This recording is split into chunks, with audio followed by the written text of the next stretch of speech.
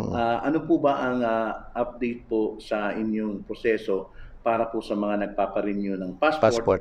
at pati po yung mga nasa malalayong lugar, sir? Okay. So, alam nyo naman na kahit na wala na tayong curfew ngayon at wala na tayo sa lockdown, the social distancing rules of Saudi Arabia are still being observed. No? So may mga batas po dyan. So in accordance with the social distancing rules ng Saudi Arabia, ang pinapatupad natin ngayon is yung by appointment ang services natin dito sa embassy. So in a day, if I'm not mistaken, no, in a day we process around mga 300 consular services, including around 120, if I'm not mistaken, for passport renewals. Tapos yung 80 ron, yung I'm sorry, hindi pala 180. 200. 200 ang reserve now for passport renewal. Yung 100, yun yung other consular services, yung notarization, police clearance, record of birth, yun. Yung others na, kumbaga. So, 300 po yan every day. Unfortunately po, hindi po natin pwedeng, kasi I want to make sure, I want to make it clear na before the pandemic, walk-in na po ang Riyadh eh.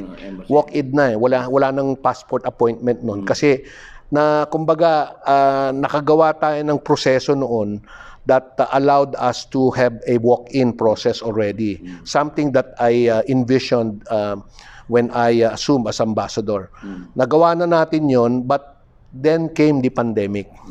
So may social distancing rules tayo, and therefore, the only way we can comply with the social distancing rules doon sa consular services natin is to have this by appointment. So 200 passport renewal, 100 anong tawag nito, other services. So daily po yan. Ngayon, napag-alaman ko din na marami sa ating mga kababayan, lalo na yung mga for renewal na ikama, ang problema nila, kung expired yung passport nila, anong tawag nito, hindi nila marirenew yung ikama nila. And that's why ang embassy now has extended yung services natin. Wala na ho kaming weekend. Wala na kaming weekend. So 7 days a week. 7 days a week na po ang yung Friday and Saturday. Yung Friday half day lang po kasi alam niyo naman in deference to the Muslim tradition na Friday is Sabbath, no? And then yung Saturday, yung whole day of Saturday, may consular services ho tayo dyan exclusively for passport extension. Yung Sabado na yun. O yung weekend na yon. Only for passport extension para maano natin we can give the opportunity for those wanting to renew their ikama to extend their passports para ma-renew nila yung ikama nila. So yun yung nangyayari sa atin, no? Pero by appointment din po 'yon kasi hindi rin pwedeng mag-exceed tayo. Kung napansin mo, ewan ko ngayon kasi holiday ngayon, every day po may police po diyan. Yes, nakita ko nila. Sa harapan kasi pagka yan yung mga tao diyan may nagmamanman din, makita nila na medyo talagang may crowding talaga dyan. Tayo po nire-report sa DQ Authority. Pag ang DQ Authority, magre-report po yan sa MOFA, dun sa ating Ministry of Foreign Affairs. Tayo po pagka ganyan pinag-i-explain, no? Ayoko naman palaging tayo yung pinag-i-explain dahil isa tayo sa mga busiest embassies dito sa loob ng DQ, Diplomatic Quarter.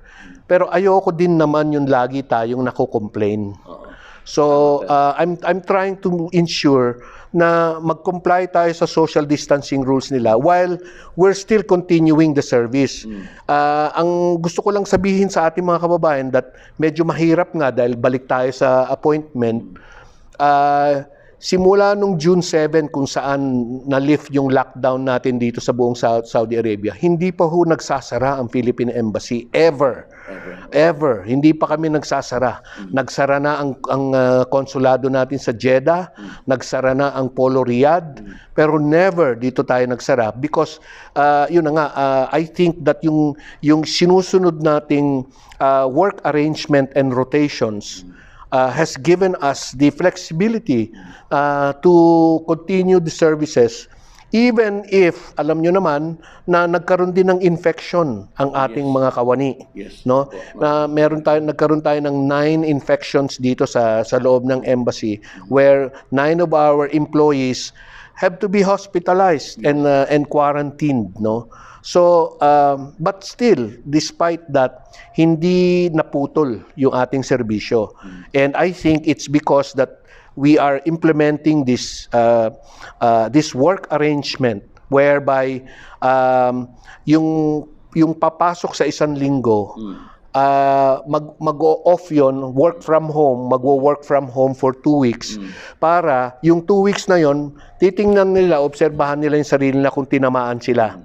No? Kasi mahirap naman kung yung mismong kawani pa natin na magsasabog ng virus dahil sa dami ng mga pumapasok dito, tayo pa yung magsasabog.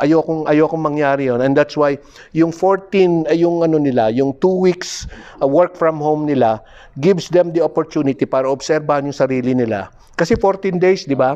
Yun, obserbahan yung sarili nila kung tinamaan sila ng virus. Kung wala naman, di pasok uli sila. Rotation na nangyayari sa atin ngayon. Kaya this kind of system will ensure na may maapektuhan man na ating mga kababayan sa COVID kasi sometimes parang inevitable na may infect ka, no? Yes, sir. Hindi mai-ensure natin na patuloy ang serbisyo ng embahada. Paunti-unti pero tuloy naman. Now, gusto kong sabihin din ngayon na tayo po ay nakipagtulungan sa isang company na tawag nilang VFS Global. Ito po ay third party provider, no? Kung saan tutulungan tayo ng passport renewals, no? In short, pagka nagkaroon na po ng kasunduan ang ating gobyerno at saka VFS sa Maynila. So ipapa-implement na lang natin dito sa Riyadh. So come September 13, medyo naantala yung umpisa dahil medyo sumabit yung kanilang mga capturing machines sa customs na ayos na natin last week.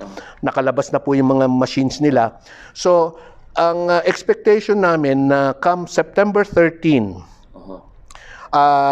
yung passport renewals natin ay anong tawag nito ay maisasagawa sa Riyadh, sa Al-Khobar at saka sa Buraida. Okay. So tatlong cities ito, tatlong cities nito kung saan hindi na kayo kailangan pumunta pa at magpa-appointment sa embassy. Pwede na kayong pumunta dito sa outlets ng VFS Global. By appointment din sila, pero 7 days a week sila. Non-stop yan sila. At saka, hindi na kayo kailangan dumaan pa sa mga checkpoint ng DQ. Because ang mga locations nila is strategically located. Nasa mga commercial areas yan, no? Yes, dito yung sa Riyadh, malapit lang din dito sa labas lang ng DQ, dito sa may Marriott Courtyard, kung may nakakaalam dun sa ating mga kababayan dito.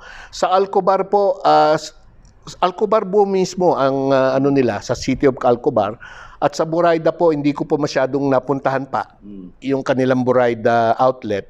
Pero ang sinasabi ko, hindi na kailangan kayo dito sa embahada. Doon na kayo, pwede na kayong magpa-renew doon ng passport, doon mismo sa outlet. So, ang options ninyo, pwede pa rin dito sa embahada kung gusto ninyo kasi hindi namin isasara ang embahada dahil meron lang tayong VFS. Ang pinapalawak lang natin yung serbisyo, particularly on passport renewal, kasi hindi naman sila pwedeng ng mga other consular services kasi talagang embahada pa rin ang pwedeng gumawa nun, ang pwede lang gumawa nun. Sa kanila lang yung passport renewal lang. Tatanggap na sila ng doon at tutulungan nila tayong kumuha at mag-process ng mga pasaporte. So, I think ito yung makakagaan, no? Makakagaan ito kung ang target namin is September 13. September 13. September 13.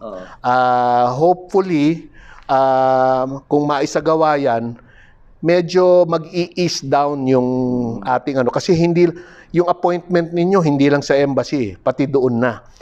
Sa kanila dahil yun lang ginagawa nila, passport renewal lang. I'm very sure na mas marami yung numero na pwede nilang i-accommodate in a day. So, sir, ang ibig sabihin sa nito, sir, pag nag-umpisa na po itong VFS na to. VFS. VFN? VFS. VFS. Bali, ang mangyayari po, sir, to, magkakaroon din po ng sariling appointment system yung VFS na separate po sa embassy. Yes. So, ilalabas din po ninyo yun para at least yung mga tao, bukod sa embassy, pwede na silang Yes. So, napakaganda po. Mamaya babangga sir, no? Napakaganda po ito. Ibig sabihin ng ating ambassador, para po sa mga manunood at ating video, na itong kasunduan ito ng ating Philippine government with the VFS Global na ito, na magbabawas po ng load sa mga kababayan natin, yung load ninyo, yung pamasahe, yung airport ninyo, para pumunta po sa embassy galing pa ng Alcobar, ng YouTube, napakalalo. So, bawat e-cities po nasako po ng Philippine Embassy, ilalagyan nila. So, kailan po niyo, sir, i-announce itong mga email addresses nito kung saan sila mag-a-appointment, sir? Well, we are hoping na, kasi ang gusto ko lang din linawin na kahit na may VFS outlets dyan sa Alcobar at saka Buraida, hindi kami po ay nag-submit ng panukala sa UMWA, DFA UMWA, na payagan kaming mag-EOW pa rin, no? Embassy on wheels pa rin sa inyong mga lugar, dahil yun nga, ang pwede lang tugunan ng VFS yung passport renewal lang. Yung other consular services, embassy pa rin yun. So, kailangan pa rin namin pumunta dyan sa inyo. Pero at least, mamamanage na natin yung crowd. Now, ang schedule namin, ang first schedule namin na EOW dyan sa Eastern, ay pinaplano namin sa September 11 and 12. Okay. Oo, September 11 and 12 yung kauna-unang EOW namin. Hopefully mabigyan kami ng pera, no? Mabigyan kami ng pera at pondo para diyan. Kasi ngayon wala kaming pera para diyan. Napunta lahat sa repatriation. Exactly. So kung mabigyan kami ng pera, mabigyan kami ng pagkakataong mag-EOW for the first time in since I think since the lockdown, no? Last na yata yung February na yung EOW namin. I-anunsyo namin talaga doon na yung September 13 ng VFS ay matutuloy, no? Kasi sa ngayon nasa kanila na yung makinarya, yung machines, no? Yung capturing machines. This week iti-training na namin sila. Okay. Mag-o-observe na sila dito sa embassy ngayon para makita nila kung paano ginagawa yung capturing, etc. Para mag-umpisa sila doon, trained na masyado yung yung mga kawani nila na gagawa noon. Sir, Mga Pilipino po ba yung mga mag-ano o ibang lahi naman sila? Well, sa ngayon it would be hindi ko alam Hindi ko alam. It doesn't matter kung ano diyan. Pero I think nakikita nila yung value kung Pilipino din yung i-hire nila mag-capture nun kasi kung ibang lahi kasi baka hirap silang magbasa ng mga pangalan natin, etc. Yes, iba pa rin yung sariling dila. Exactly. So I think they know this, no. This is not the first time that they're doing this, no. Ginagawa nila to in all of the embassies. So alam nila yung kung paano paggalawin at maging effective yung operations nila. So sa ngayon, sir, dahil sa mga reklamo ng mga kababayan natin tungkol sa mga appointment system, so pwede bang nating masasabi na later on mawawala na itong mga dahil sa pagpasok na ito? Yes, sa ngayon alam ko ang nagbukas kasi tayo kahapon, no? Kasi nag-promise tayo na for September and other months bubuksan natin at the end of August.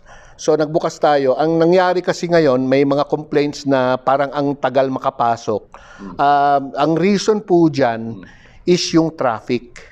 Because there are so many people trying to get into our server all at the same time. Ang pagkakaalam ko nga po, nung mga few months before na bago natin sinarayan dahil puno na yung August, parang 260,000 yung all at one time. Ngayon 600 plus thousand all at one time wanting to get into the So parang nag-crash po siya. Ang isa pang problem po diyan kasi ito pong system natin wala po sa pangangalaga ng Riyadh PE ng embassy dito sa Riyadh. Yan po ang server po niya nasa Maynila po. Nasa Maynila po. So yung nag-administer, yung mga IT professionals natin, wala po dito. Nasa Maynila po. So yung coordination namin to fix it is sa Maynila. Pero ang advice lang po sa amin ngayon, kung hindi kayo makapasok, mag-refresh lang kayo na mag-refresh. At medyo matagal, dahil nga sa traffic, pero yun na nga, i-refresh lang yun na i-refresh at papasok din yan. So, now, pagka pumasok po ang VFS, medyo kalat na po yung medyo i-spread natin yung crowd, no? Ika nga. So may iba doon wanting to go to VFS, meron doon sa embassy. So medyo maanuhan natin.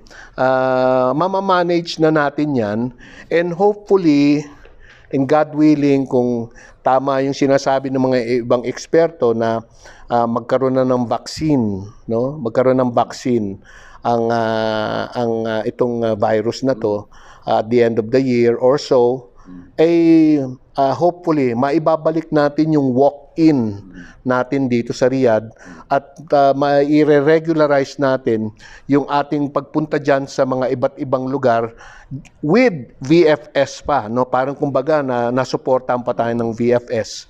So konting tiis na lang talaga mga kababayan dahil ayoko kasi tayo magkahawa-hawa Tama, no? tama. Ayoko magkahawa-hawa tayo.